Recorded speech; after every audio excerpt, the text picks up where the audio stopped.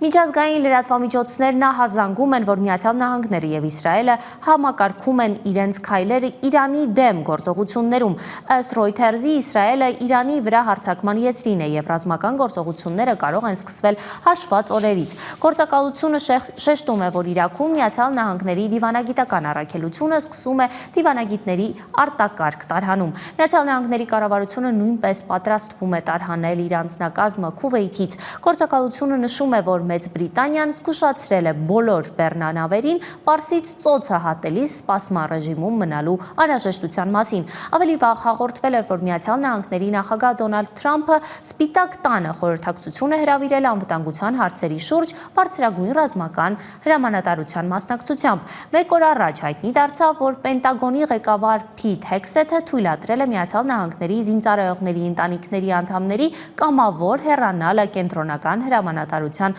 պատասխանատվության գոտում գտնվող օբյեկտներից Մերձավոր Արևելքում իրավիճակի սրման ֆոնին։